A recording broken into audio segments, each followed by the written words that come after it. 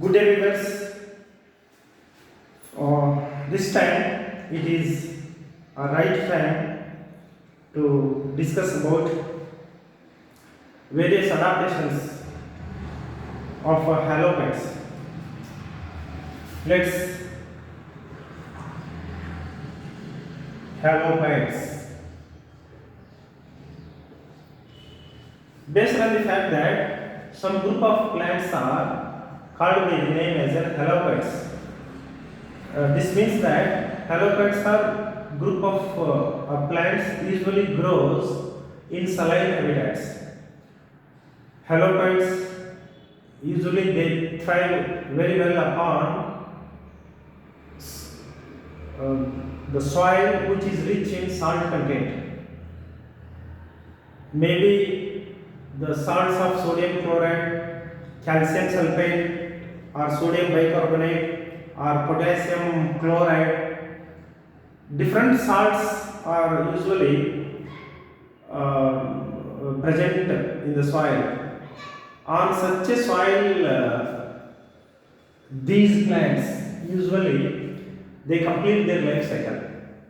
So the plants which grow upon the soil containing the salt content, or the plants which grows in saline soil are called the halopegs.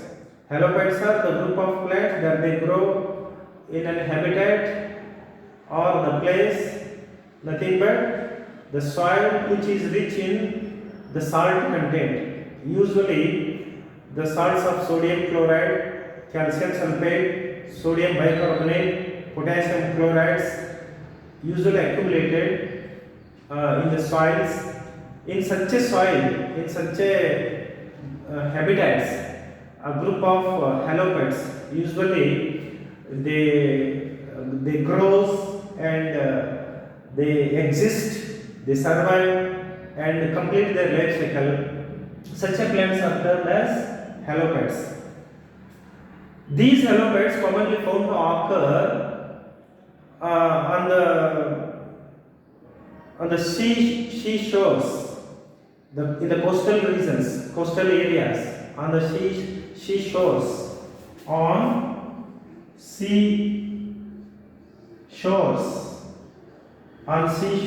in the coastal regions. Even they also found to occur on the banks of that is on the banks of Salt Lake.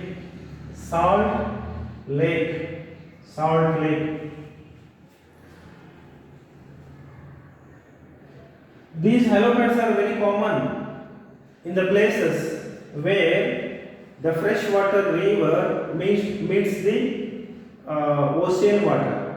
Such a places are commonly termed as estuaries.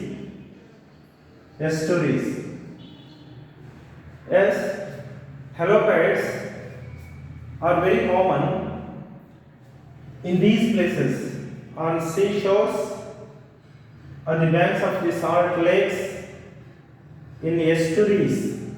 Estuaries means what? It is the place where the freshwater river meets the salt water or the ocean water. Estuaries.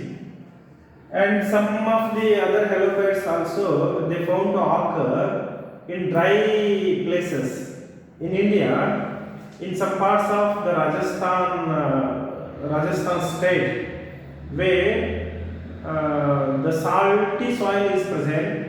In such a places of the Rajasthan state, the halopegs are also grows there. Halopegs are very common in such a dry regions, salty areas. So halopegs are very interesting group of the plants. They show different morphological adaptive characters, and as well as internally also they shows anatomical adaptive characters.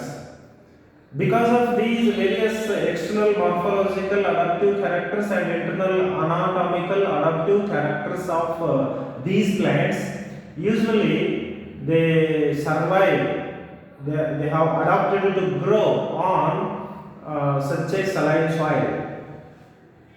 So, in order to withstand high salt content of the soil, and which is also the soil, not only it is rich in salt content, but also it is very poor in oxygen content. It is very deficient in oxygen content.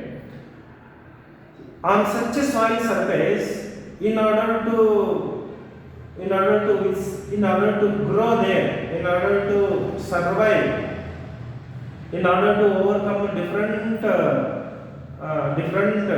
the difficulties, these halopites, they have developed number of different adaptive characters.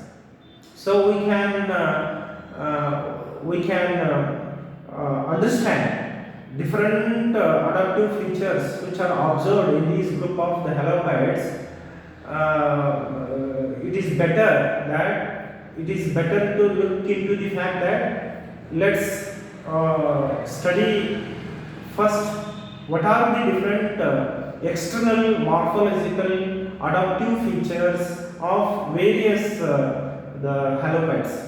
So halopites not only always found to occur on the seashores in the coastal regions, not only occur in the estuaries, the estuaries, or not only always occur on the banks of the salty lakes, but also these are the plants usually they also found to occur in the marshy places where the soil is rich in salt content. Marshy and salty habitats. So these are the plants. Some of them are very small and herbaceous in nature, and the rest of them are also shrubs. As such, the habit of these various halopites are concerned. Majority of them are the shrubs, and few of them are also herbs. So the herbaceous halopites usually they complete their life cycle very soon during the rainy season. They show in this way they complete their entire life cycle very fast. Okay, they survive only during the rainy season. The herbaceous halopites. Many examples are there for halopites. Rhizopora is one of the good example of the halopite. Rhizopora, Avicennia, Agrophyron, then Juncus and Avicennia, then Salicornia, like that. Spinifex in India, commonly found to occur in Andhra Pradesh state of India. It shows a very interesting adaptive character, very interesting the modification, the fruits and the seeds. It shows the very special adaptations in the seed dispersals, the fruit and seed dispersal. So the Avicennia, Agropyron, Juncus, Salicornia, Acanthus illicifolius, these are the good examples of the halopites. These halopites commonly called by the other name as a mangroves, mangrove vegetation, mangroves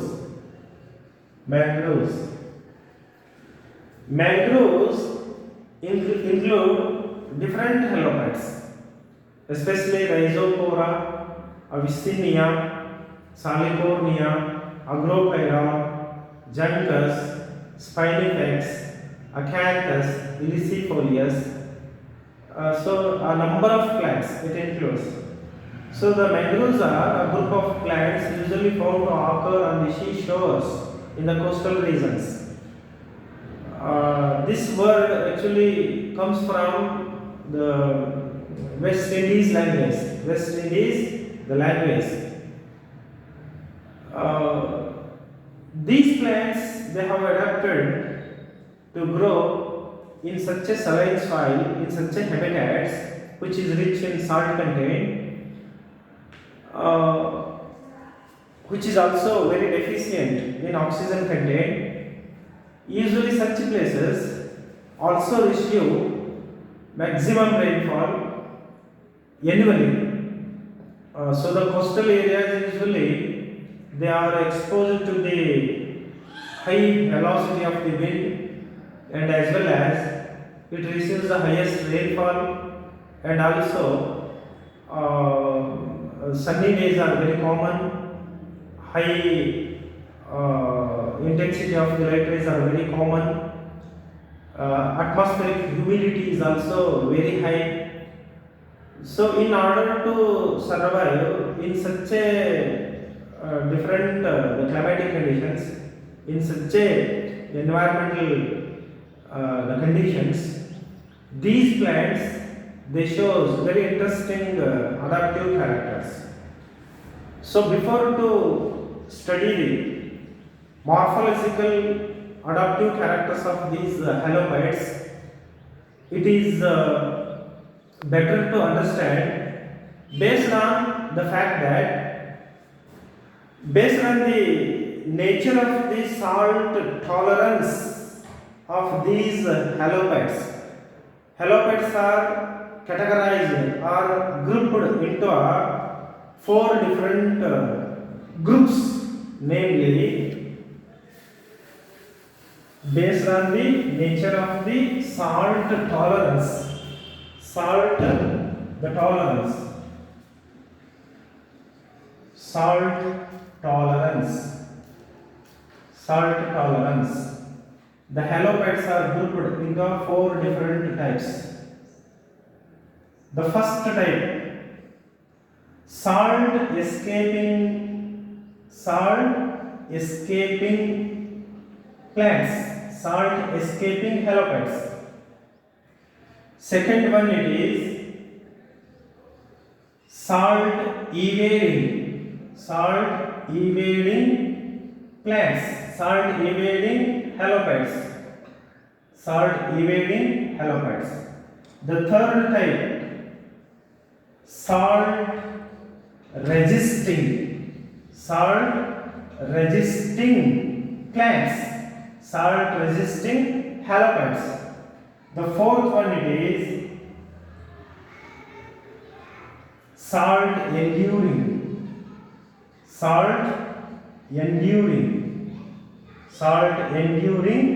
halophytes. So these are the four different types of the halophytes.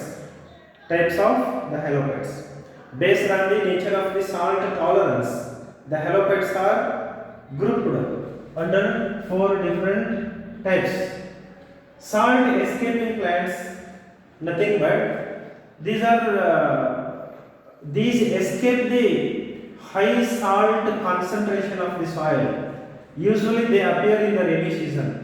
They grow and complete their entire life cycle during the rainy season. In this way, they escape the high salt concentration that it develop in the soil. So these are the group of halophytes. They escape the salt, the high salt concentration of the soil. This means what? During the rainy season, the habitat of these halophytes usually receive a high rainfall. When it rains, the concentration of the salt in the soil usually it comes down. So during the rainy season, some halophytes, usually the herbaceous halophytes, they appear, they grow and they complete their entire life cycle only during a rainy season. Such a plants are termed as salt escaping halophytes. salt escaping halopedes. Herbaceous halopedes comes under this type of the halopedes. These halopedes are also called by the other name as a pseudohalopedes.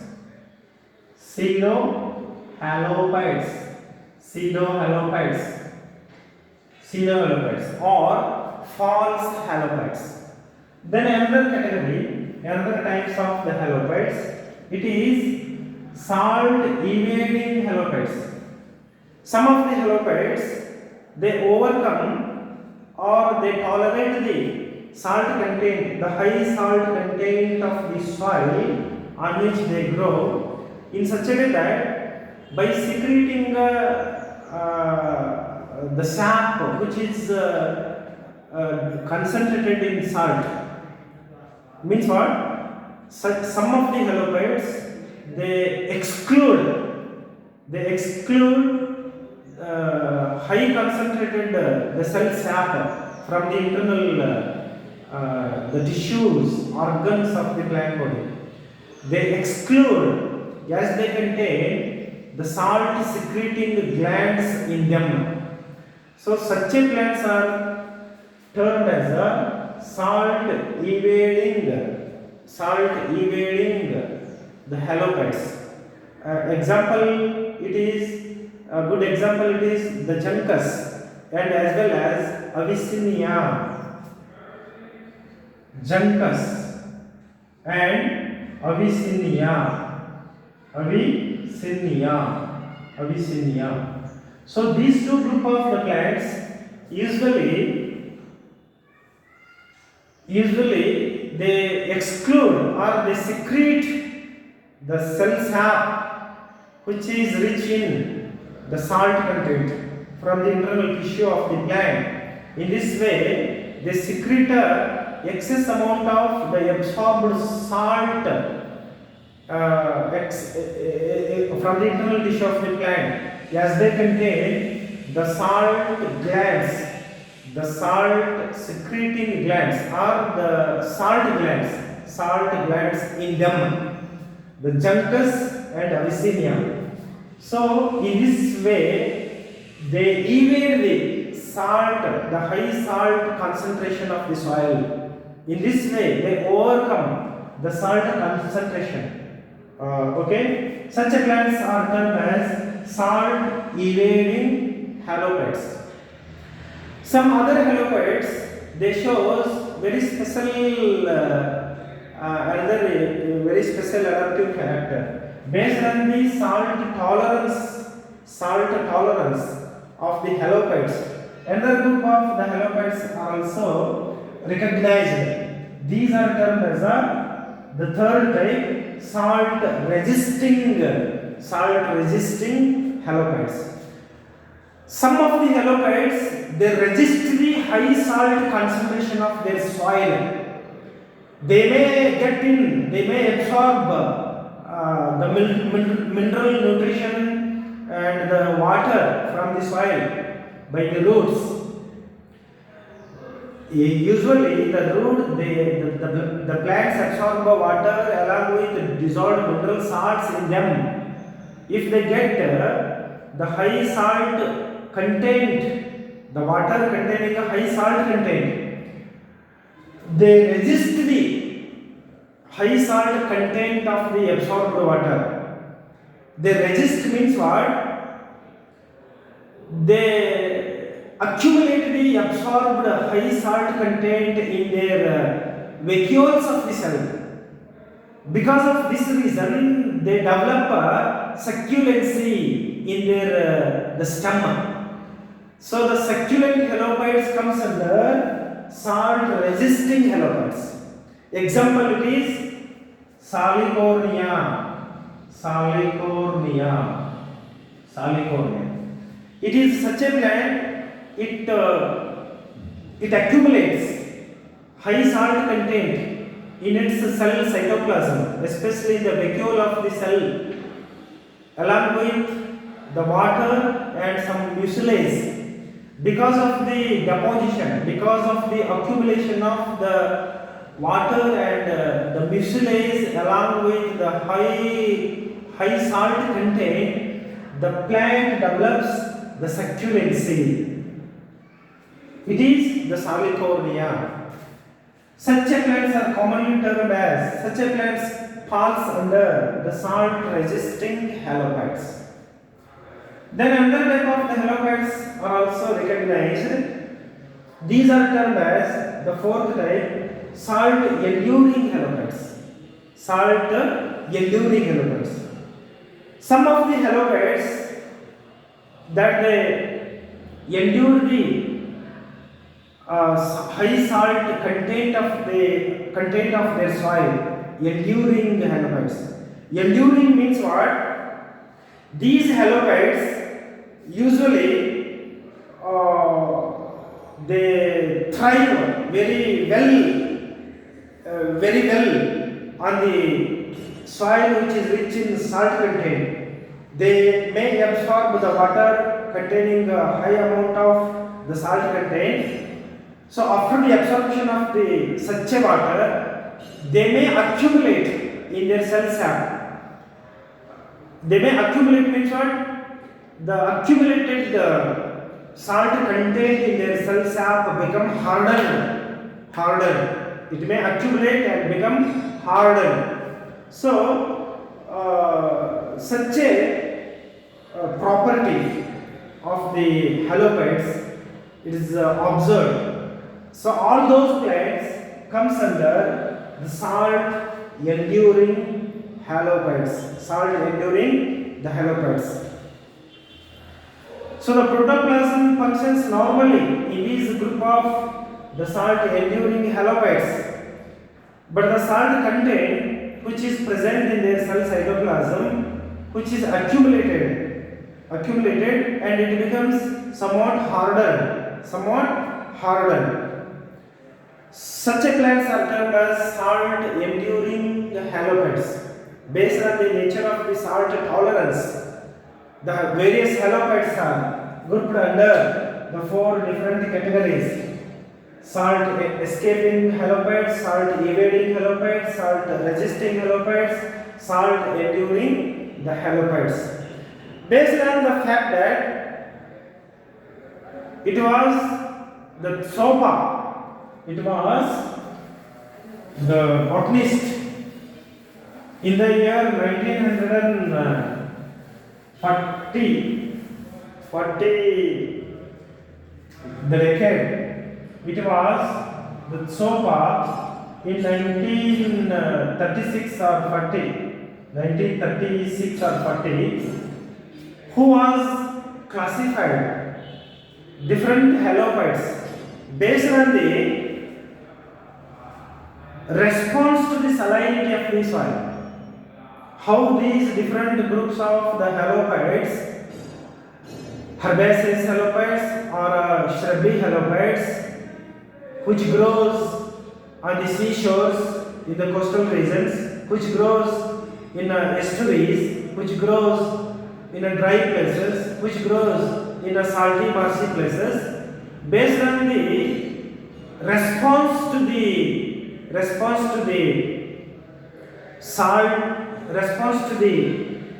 soil, response to the salinity of the soil.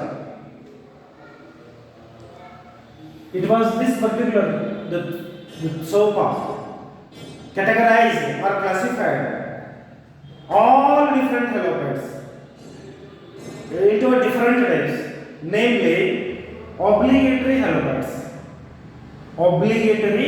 halopads, then preferential halopads, then supporting halopads, then lastly the occasional halopads, also called accidental halopads. The first one it is into four different categories based on the nature of the salt tolerance, response to the salinity of the soil, how these different groups of the halopads responds to the salinity of the soil, salinity of their habitat. Various halopods are categorized into obligatory halopods. Obligatory halopods. Then supporting halopods. Supporting halopods. Obligatory halopods are those usually, these can also be called by the name as a total halopods. Obligatory halopods or total halopods. These halopods usually they thrive very best on the soil which is rich in the high salt content. These always need a salty soil. These plants live very well upon the soil which is rich in the high salt content. Throughout their life cycle, they live upon such a salty soil. All those plants are termed as the obligatory halopods. Another type it is the supporting halopods. Some of the halopods usually they grow on the soil. So the excess amount of the soil do not harm some of the halopods.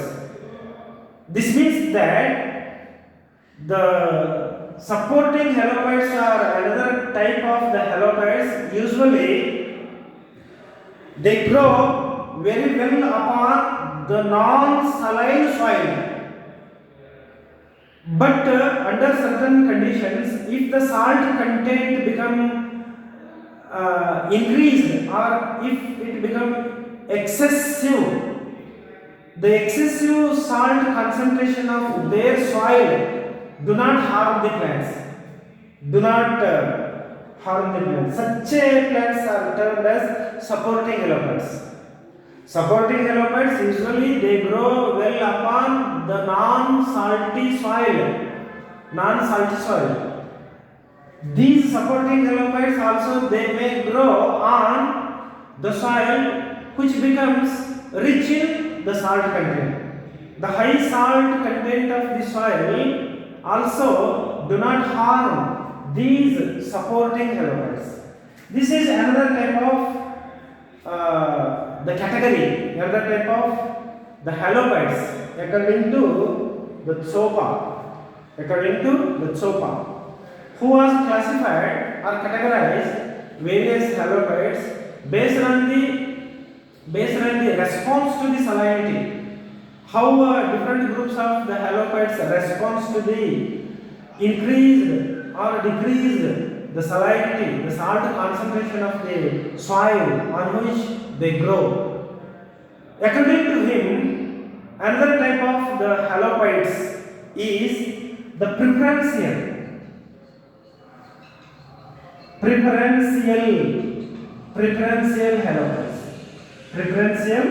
halopods. These preferential halopods also they found in non-saline soil, but they can also grow on salty places, salty soil. So the saline soil or salty soil which is very loose muddy sandy soil, the places or the habitat of these plants, it is very always waterlogged. So the preferential halopods are another type of the halopods according to him. Then lastly, occasional halopods or the accidental halopods. accidental halopides. According to him, accidental halopides are also called occasional halopides. The halopides that they grow in saline soils occasionally are termed as occasional halopides. So, according to him, these are the four different categories of the halopides. Okay, among these different the types of the halopides, some of them are succulent, and some of them are non-succulent.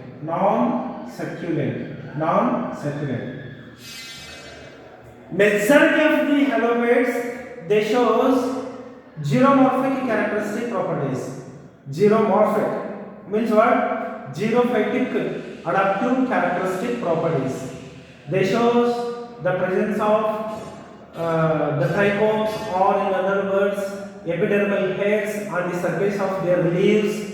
The leaves are very small in size, and the surface of the leaves also it is shiny or the glossy. Leaves are very short and leathery, thick. So the presence of a thick cuticle is also very common in these plants. So the short, leathery, thick, shiny or glossy leaves is very common in this group of the plants. These are the adaptive characters of the xerophytes. Xerophytes also they shows the presence of shiny leaves. They also shows the presence of the trichomes or the epidermal hairs on the surface of the leaves. Then the leaves in some of the xerophytes are very thick and leathery. Okay, these are considered to be as an xeromorphic adaptive characters. So various halopids also they have the similar adaptive characters, but the other adaptive characters, other morphological and as well as anatomical adaptive characters are very interesting. Very interesting means what? As these group of the plants grow very well upon the soil which is rich in the salt content, such a soil is very sandy or muddy soil. Loose, muddy, sandy soil is present in such a habitats. The halopides usually they grow, they survive, they complete their entire life cycle. They live there. So the halopides are the plants that they live in the habitats which is completely wet in nature. This means what? Water is available in a plenty, but these plants are unable to absorb it. These plants unable to absorb it means what? Water is available in an excess amount. The habitat is physiologically dry.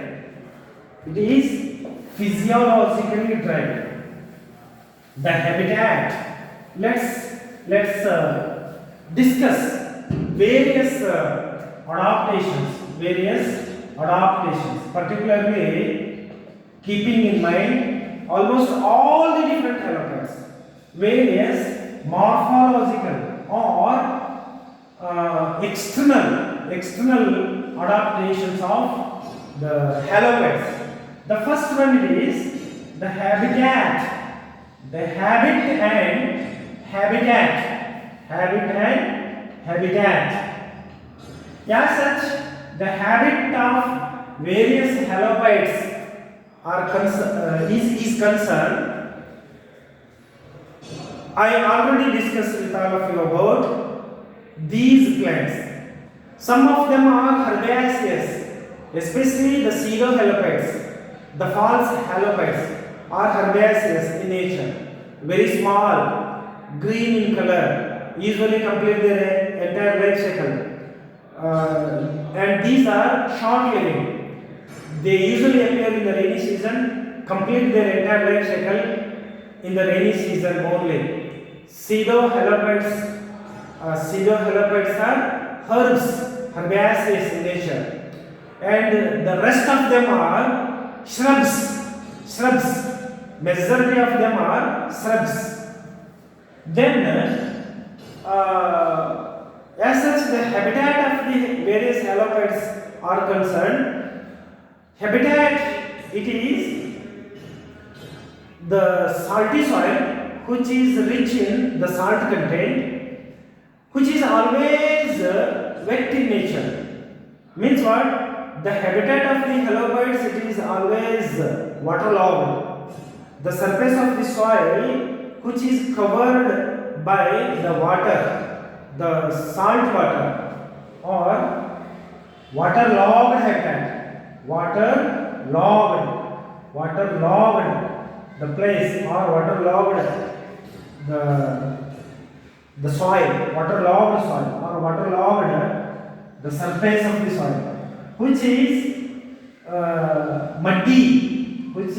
muddy, means what? Loose sandy soil.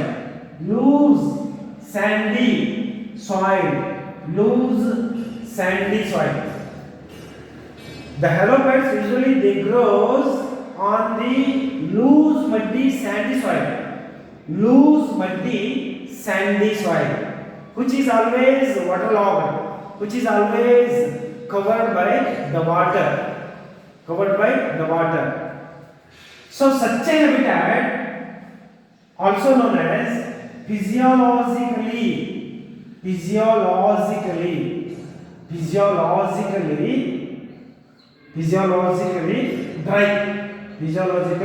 dry. Water is available of plenty, but it is rich in salt content. So these plants, in order to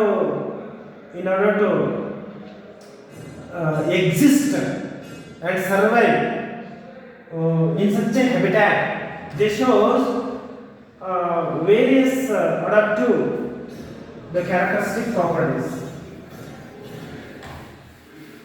Let's consider first, that is the root of the plant, or the root system of the plant. The root system of the plant. As such, by comparing the terrestrial land plant, any of the terrestrial, the giant tree, with that of the various halopids, we can understand various adaptive characters of these the halopids. So terrestrial the land plants, example may be taken here. Consider the giant tree. It may be the Melia azadirachta, Mangifera indica, any of the land plant, the terrestrial plant, or a giant tree. A giant tree always exhibit a very heavy tree trunk, and also it develops a very strong underground root system in order to support for the aerial the various branching of the plant, the foliage of the plant.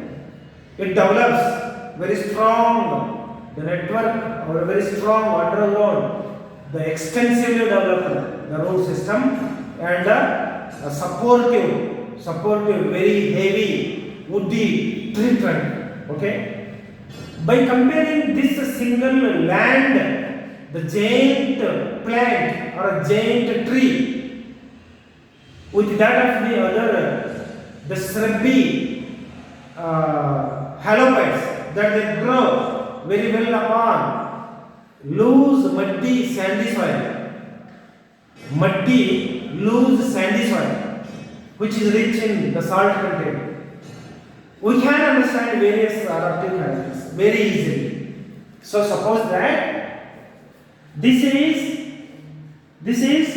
the heavy tree trunk of a land plant, the underground roots, obliquely developed roots, and the taproot, okay, and number of branches and foliage.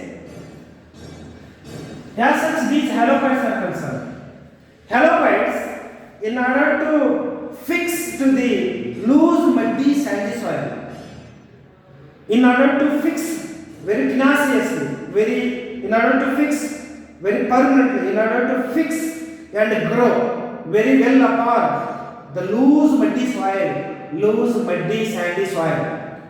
These various halophytes, especially shrubby halophytes, they develop supporting roots.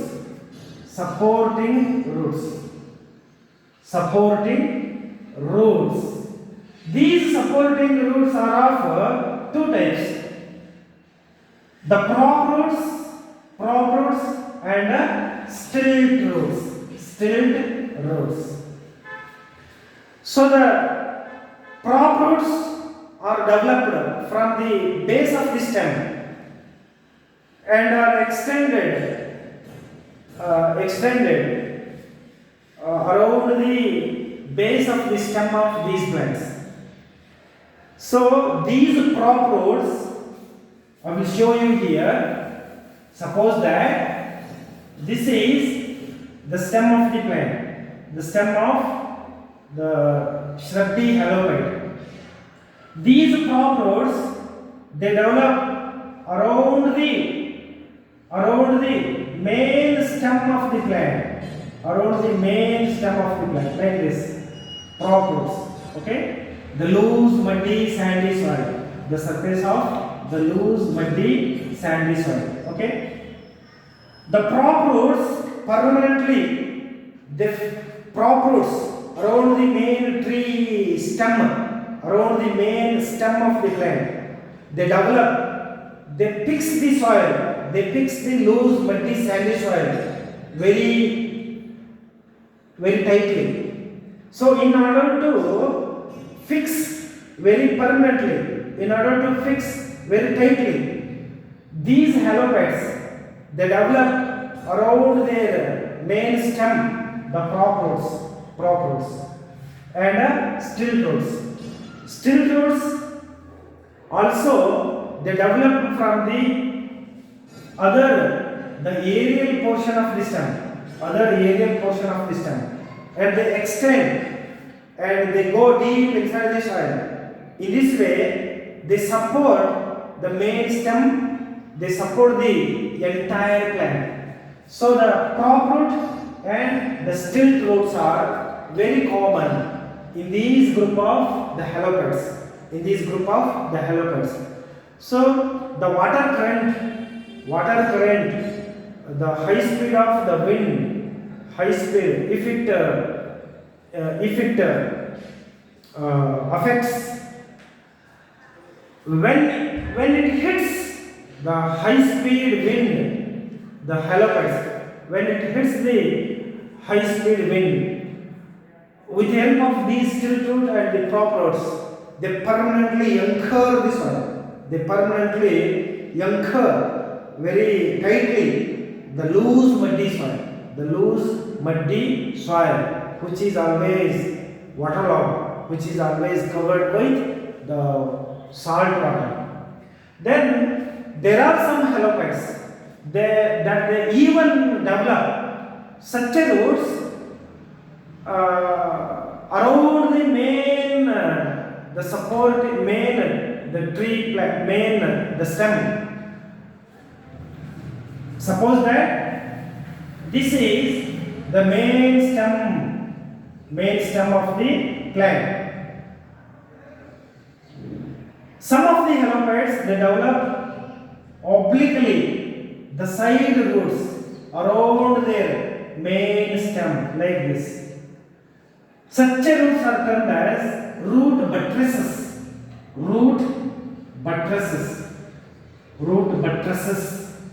Okay.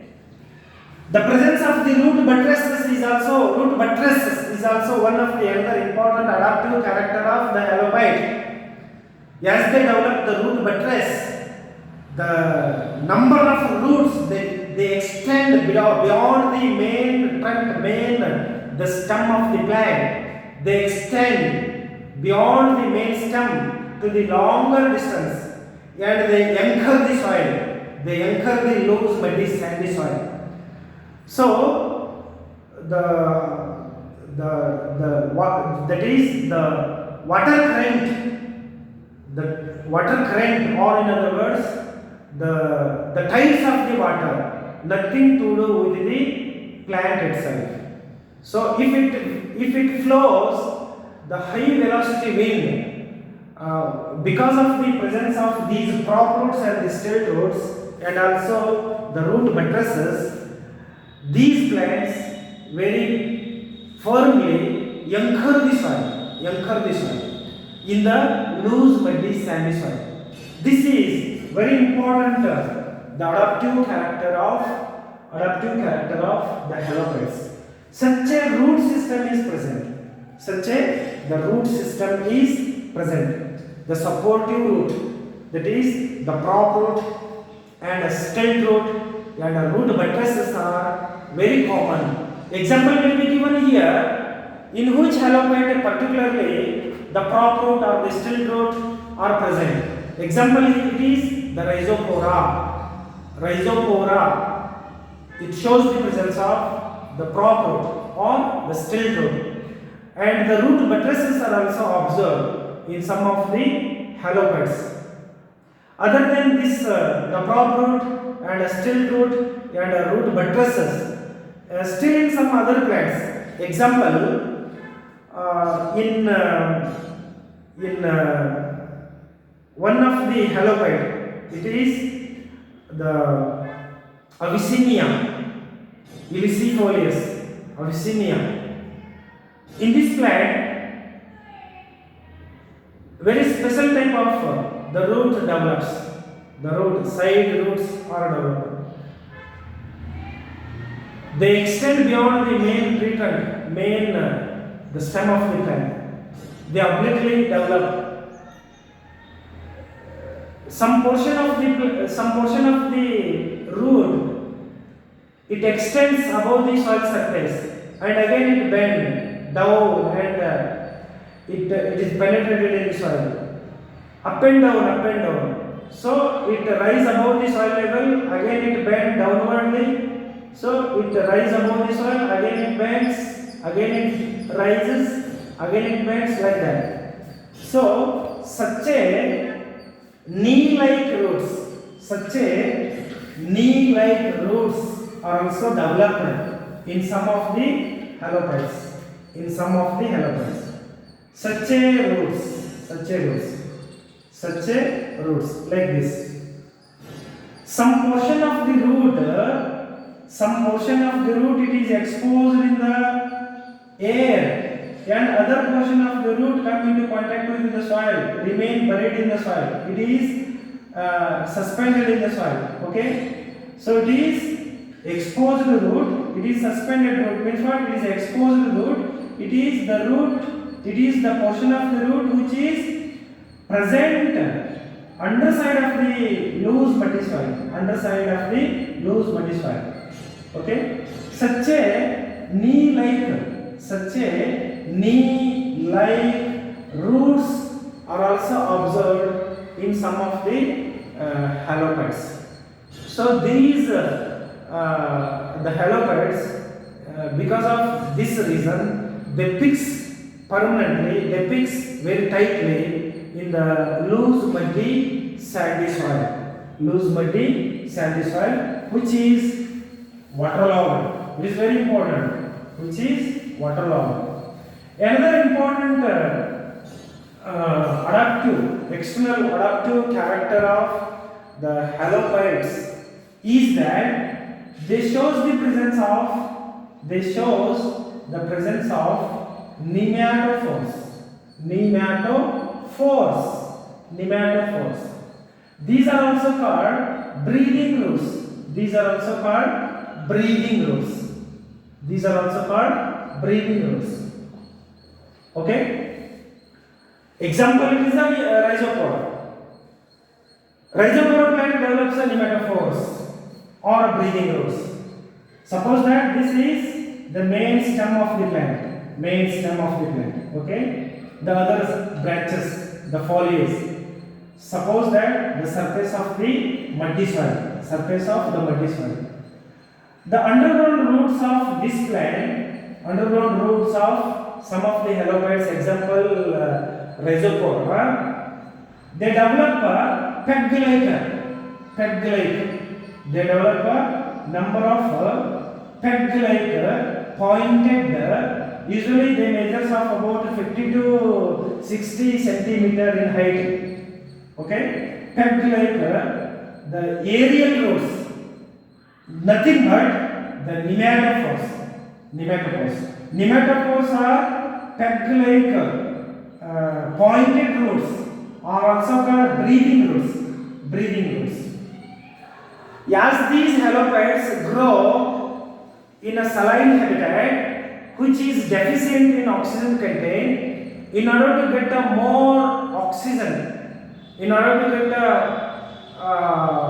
more amount of the oxygen from the atmospheric air, these halophytes especially they develop nematophores. These nematophores are pointed roots, peg-like structures. They contain a minute number of the pores known as lenticels, also called nematodes.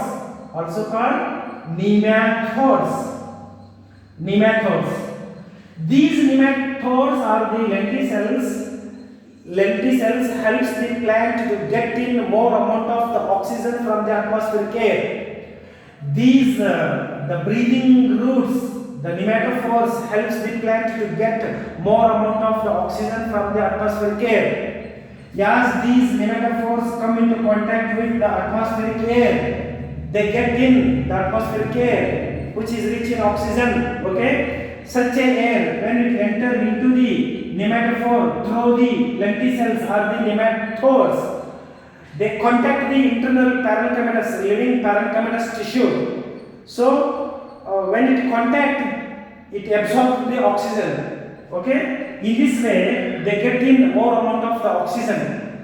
As these halophytes thrive well upon the loose muddy soil which is deficient in oxygen content, in order to get a more amount of the oxygen which is very essential for their survival, they develop these the nematophores or the breathing roots. Okay, this is another very important adaptive character which is observed in these groups of the halophytes. Okay, halophytes are a group of plants that they develop the nematophores.